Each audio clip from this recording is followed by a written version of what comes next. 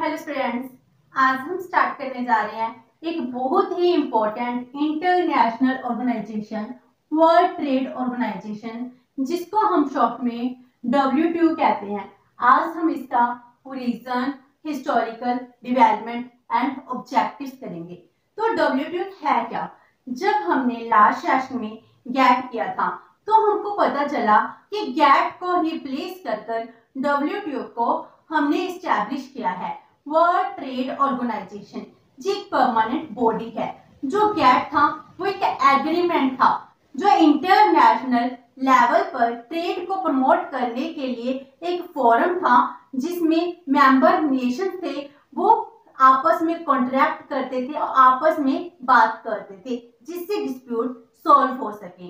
तो जो WTO establish किया गया, जो एक परमानेंट बॉडी थी जो वर्ल्ड ट्रेड को प्रमोट करती है, इसके अंडर 98% वर्ल्ड ट्रेड इंक्लूड होता है। तो जो वर्ल्ड ट्रेड ऑर्गेनाइजेशन है, इसकी बेसिक इंट्रोडक्शन क्या है? First one is formation. जो वर्ल्ड ट्रेड ऑर्गेनाइजेशन है, इसकी फॉर्मेशन होती है 1 जनवरी 1995, जो अप्रैल 94 में साइन किया जाता है, जिसके बाद गैट को रिप्लेस कर लिया जाता है और 1 जनवरी से WTO ऑर्गेनाइजेशन है जो इफेक्टिव हो जाती है। और ये किस टाइप का ऑर्गेनाइजेशन है? इंटर गवर्नमेंट ऑर्गेनाइजेशन है, जिसमें मेंबर हैं वो मेंबर कंट्रीज होती हैं। और इसने रिप्लेस किसको किया है? गैट को। इसको साइन किसने किया? 123 कंट्रीज ने अलॉन्ग विद यूरोपियन कम्युनिटी ने। इन सब ने गैट को रिप्लेस कर वर्ल्ड ट्रेड ऑर्गेनाइजेशन की फॉर्मेशन के लिए सिग्नेचर किए थे। एंड इंडिया भी क्या है? एक फाउंडिंग मेंबर है वर्ल्ड ट्रेड ऑर्गेनाइजेशन का। इसके हेडक्वार्टर कहाँ है? Geneva, Switzerland. जो पहले गैट का था वही वाला हेडक्वार्टर वर्ल्ड ट्रेड ऑर्गेनाइजेशन का है। पर्पस, इसका पर्पस भी क्या है? रेगुलेट इंटरनेशनल ट्रेड और इंटरनेशनल ट्रेड को प्रमोट करना। ऑफिशियल लैंग्वेज, इसकी 3 ऑफिशियल लैंग्वेज है। जब भी आप WTO की साइट पे जाते हो, आपको मटेरियल है इंग्लिश लैंग्वेज में, फ्रेंच में एंड स्पेनिश, इन 3 लैंग्वेज में अवेलेबल होता है। और इसके मेंबर्स कितने हैं?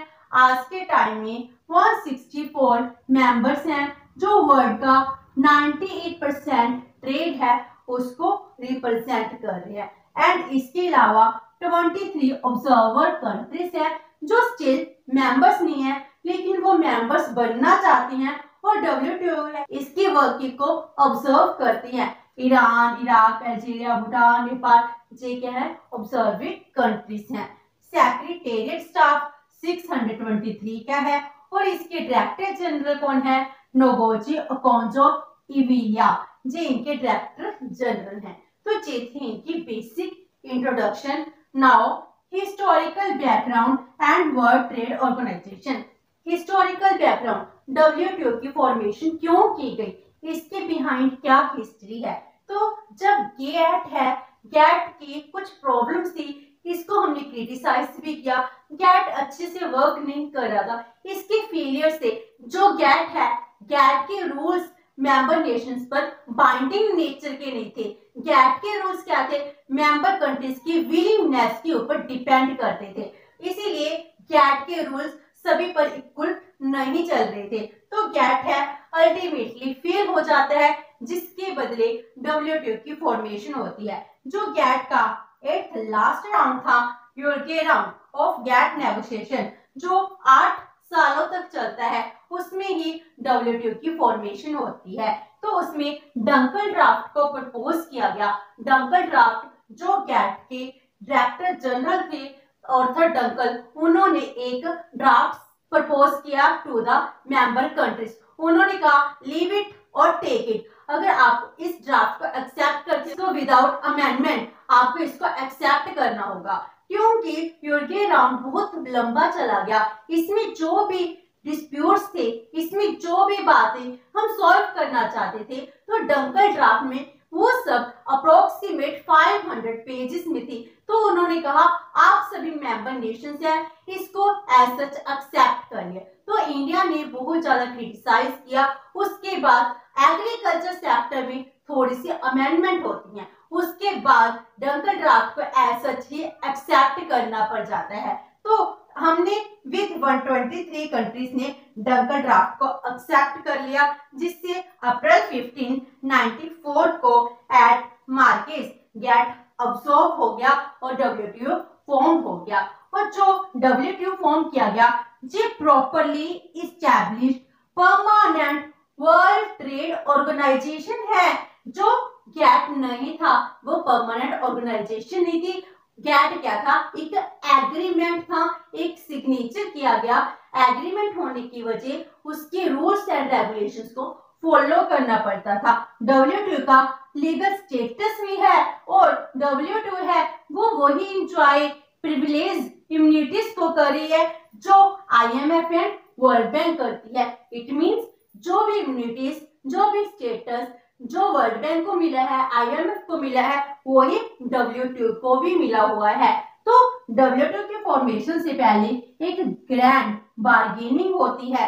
इसका मीनिंग क्या था, जो डंकन ड्राफ्ट में प्रपोज किया गया था, जिसमें developed countries and under developed countries और डेवलपिंग कंट्रीज की आपस में बार्गेनिंग कर रही थी। वो चाहती थी कि हमारे जो बातें हैं इसको माना जाए। तो इसमें क्या होता है, जो डेवलप्ड कंट्रीज थी उन्होंने भी कुछ सैक्रिफाइस किया, अंडर डेवलप्ड कंट्रीज थी उन्होंने भी कुछ सैक्रिफाइस किया। डेवलप्ड कंट्रीज वो मांगी to include trade in agriculture and textile in WTO and developing countries थी वो भी एग्री होगी for the inclusion of services intellectual property rights in WTO, क्योंकि डेवलपिंग कंट्री नहीं चाहता था service sector intellectual property rights है डब्ल्यूटीओ में इंक्लूड हो और developed countries agriculture and textile को इंक्लूड नहीं करना चाहते थे।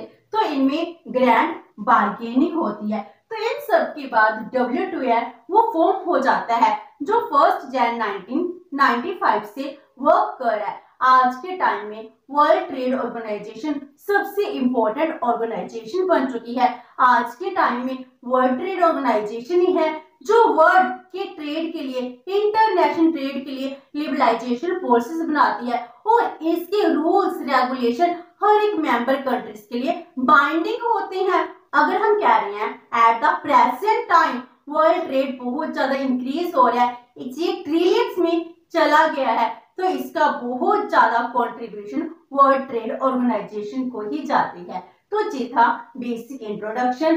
नाउ जो वर्ल्ड ट्रेड ऑर्गेनाइजेशन इस्टेब्लिश किया गया है इसके क्या ऑब्जेक्टिव्स हैं, objectives of world trade organization. तो इसका फर्स्ट ऑब्जेक्टिव है इंप्रूविंग पीपल्स लाइफ, जो लोगों की लाइफ है इसको इंप्रूव करना। वर्ल्ड ट्रेड ऑर्गेनाइजेशन यही चाहती है पूरे वर्ल्ड में लोगों की लाइफ स्मूथ बन सके, इसमें अनएम्प्लॉयमेंट है खत्म हो सके, पॉवर्टी को इलिमिनेट किया जा सके, लोगों के स्टैंडर्ड ऑफ लिविंग को इंक्रीज किया जाए। इसके लिए वर्ल्ड ट्रेड ऑर्गेनाइजेशन क्या कर सकती है, वो चाहती है फ्री ट्रेड हो, जो डेवलपिंग या अंडर डेवलप्ड कंट्रीज हैं इनमें जो एम्प्लॉयमेंट है इनको एम्प्लॉयमेंट को जनरेट किया जाए, लोगों को काम दिया जाए, तो इससे जो प्रोडक्शन होगी वो अदर कंट्रीज में सेल की जाएगी, जिससे इंटरनेशनल ट्रेड भी प्रमोट होगा और लोगों को एम्प्लॉयमेंट भी मिलेगा, जिससे उनकी लाइफ है वो बहुत ज्यादा प्रॉस्पर हो सकेगी। तो ये क्या कहता है, help its members use trade as a means to raise living standards, create jobs and improve people's lives.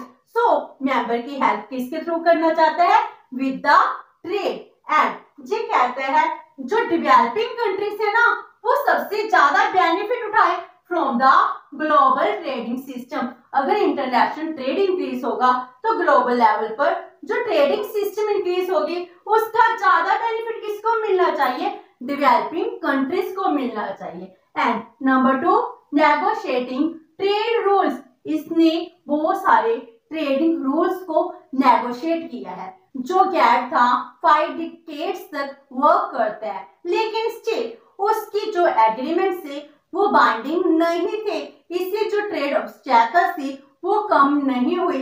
इसीलिए जो डब्ल्यूटीओ के ट्रेड रूल्स है वो कहां से बॉर्न हुए हैं, out of 5 decades of negotiation of GATT, जिसका एम क्या है, progressively reducing obstacles to trade. Means ये चाहते हैं कि ट्रेड में आने वाले ऑब्स्टैकल्स हैं इसको दूर कर दिया जाए और इसके लिए ये चाहते हैं ट्रेड बैरियर्स हैं उनको कम किया जाए और ओपन मार्केट का एक्सेस सबको मिलना चाहिए। ओपन मार्केट फॉर ट्रेड, तो ये ट्रेड रूल्स हैं जो वर्ल्ड ट्रेड ऑर्गेनाइजेशन है वो फॉर्म करता है।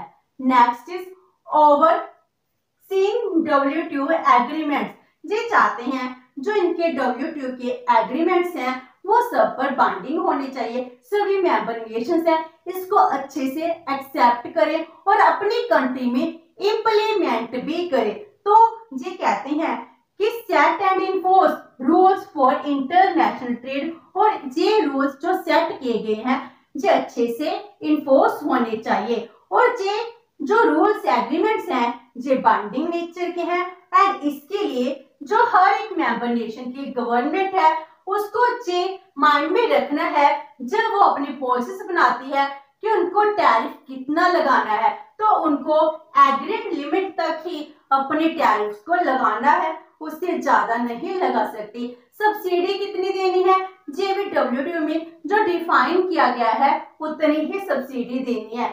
तो इस तरह से चाहते हैं जो प्रोड्यूसर्स हैं, एक्सपोर्टर्स हैं, इंपोर्टर्स हैं, इन सब की हेल्प हो सके। तो ये क्या करते हैं WTO के एग्रीमेंट्स हैं इनको अच्छे से ऑब्जर्व भी करता है, इंप्लीमेंट भी करवाता है।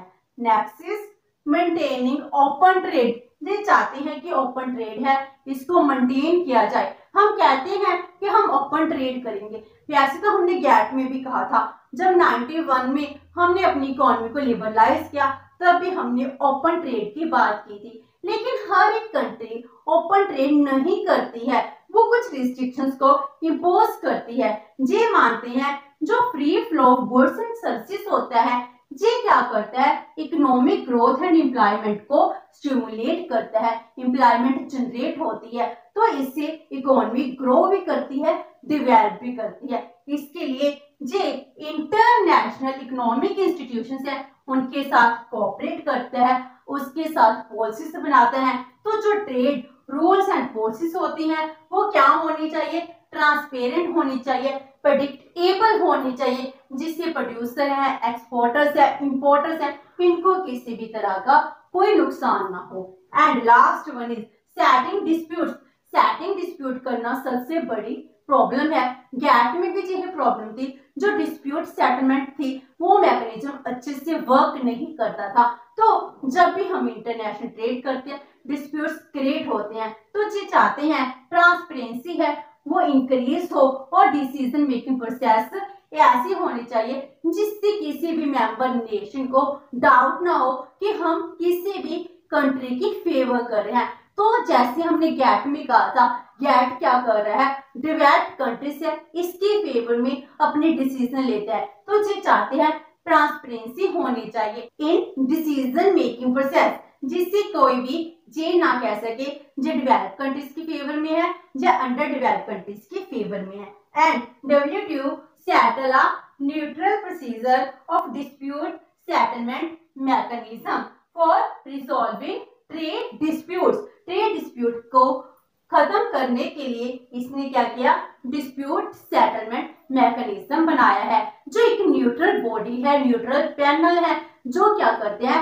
हर एक कंट्री की हेल्प करते हैं। तो इसके ये मेन ऑब्जेक्टिव्स हैं। ये ऑब्जेक्टिव किस पर्पस के लिए हैं, free flow of goods and services to promote international trade and helping the developing and underdeveloped countries। तो आज हमने सेशन में इसका मीनिंग किया एंड हिस्टोरिकल डेवलपमेंट ऑब्जेक्टिव्स के। नेक्स्ट सेशन में हम इसका स्ट्रक्चर एंड फंक्शन करेंगे। होप सो कि आपको ये सेशन अच्छा लगा होगा। अगर आपकी कोई क्वेरी है तो post it in the comment box and video अच्छी लगी तो please like and share with your friends. Thank you so much and have a nice day.